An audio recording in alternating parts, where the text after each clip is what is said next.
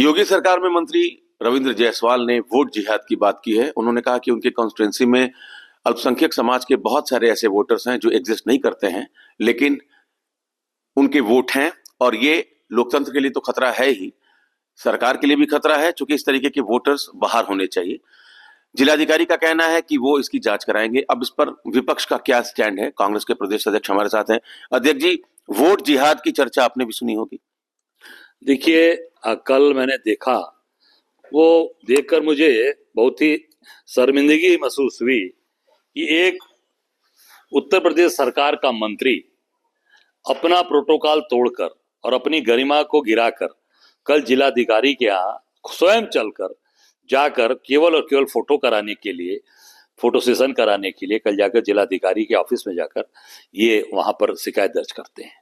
और शिकायत दर्ज करते हैं, सरकार आपकी है, सारे कार्य करने वाले लोग आपके हैं, तहसील से लेकर जो बीएलओज हैं, सारे काम तो सरकार करा रही है, चुनाव आयोग करा रहा है।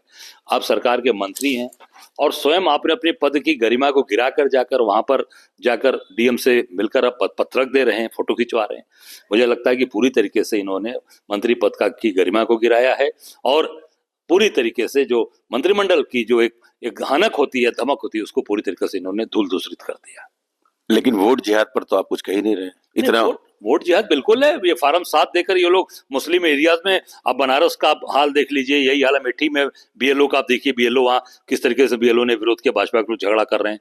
आप सिद्धार्थ नगर के अंदर, संत कबीर नगर, लखनऊ, सुल्तानपुर, सब तरफ ये फार्म 7 छपवा कर भाजपा के लोग खुद दे रहे हैं। अब बीएलओ कह रहे हैं दस्तखत कर दो, बीएलओ ने मना कर दिया। इस तरीके से पूरी तरीके से यहाँ भी कर रहे हैं। ये यहाँ बनारस के अंदर भी मंत्री चाहते हैं कि इस तरह से नाम काटा जाए।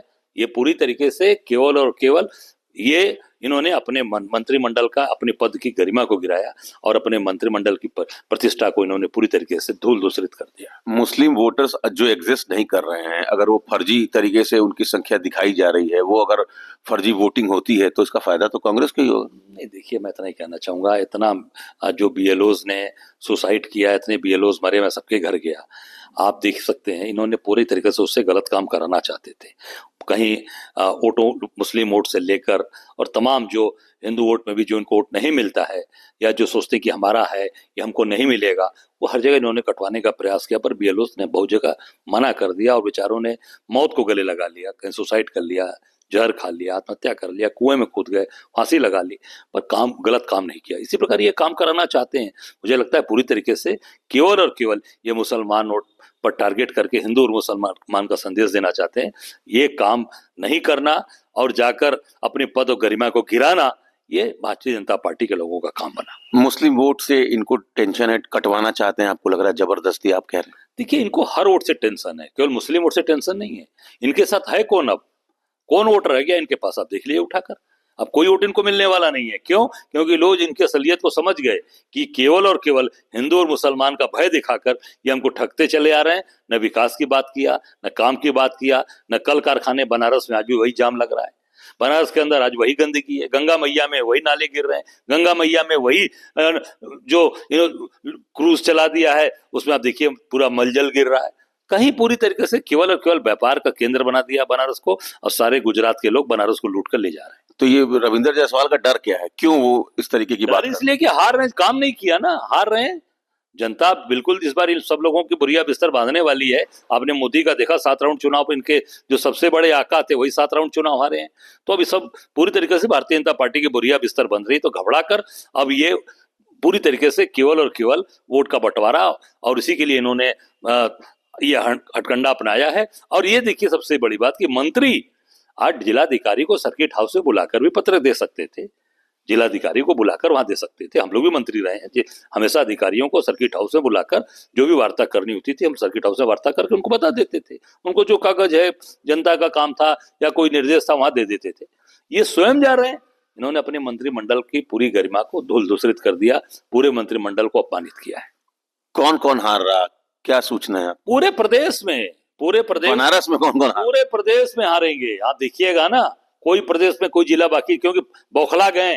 आप लखनऊ से ले लीजिए, गोरखपुर से ले लीजिए, बनारस से ले लीजिए, अयोध्या, मथुरा, सब जगह पता लगा लीजिए, हर जगह भारतीय जनता पार्टी का सुफड़ा साफ हो रहा है। तो डर तो आप लोग भी गए हैं प्रधानमंत्री जी को आना था और हम डर गए। स्पीकर ने कहा कि भाई तभी तो आप लोग कुछ प्रधानमंत्री डर गए, तो आप लोग उनके साथ कुछ कर सकते थे। भाई तो प्रधानमंत्री डरे, हम कहाँ डरे हैं? तो लोकसभा में बताइए गुंडाई करेंगे तो नहीं, अरे भैया हम कहा, अब ये स्पीकर ने कहा कि आप लोग गुंडाई कर रहे हैं, प्रधानमंत्री जी को बचा ले गए वो स्पीकर। नहीं, ये स्पीकर ने उनको बता दिया प्रधानमंत्री जी को कि अब देश की जनता पूरी तरीके से आपके खिलाफ खड़ी हो गई है और वही जनता चुनकर सांसद भेजती है, जिसका मतलब सांसद विरोध करेंगे तो देश की जनता विरोध में खड़ी हो गई है।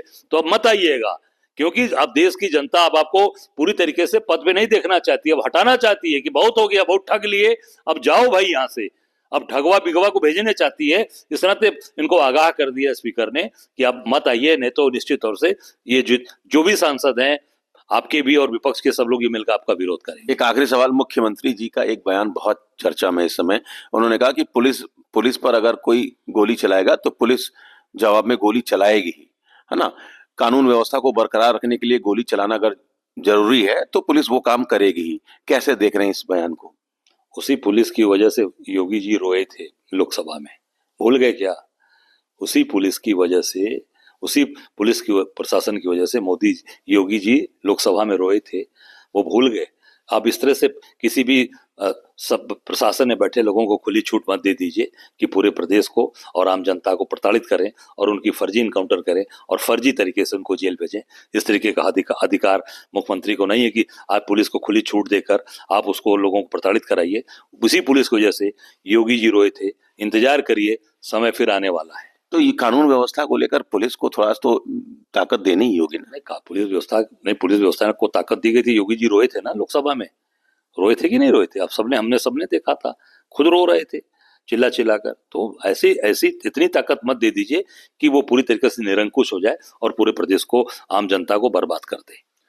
तो कांग्रेस के प्रदेश अध्यक्ष अजय राय जी का कहना है कि बीजेपी के तमाम जो जनप्रतिनिधि हैं, विधायक हैं, वो बौखलाए हुए हैं, क्योंकि उनको पता है कि 27 नजदीक है और उनको लगता है कि कहीं 27 में उनको हार का सामना न करना पड़े। इस वजह से जो मंत्री हैं इस तरीके का बयान दे रहे हैं। Amit Singh, TV9 UP, Varanasi. Fenesta windows, beautiful and durable designs, installation से मेंटेनेंस की लाइफ लॉन्ग कस्टमर सर्विस। आपके घर में फिनिस्टा नहीं है तो कॉल कीजिए। Finer Finesta.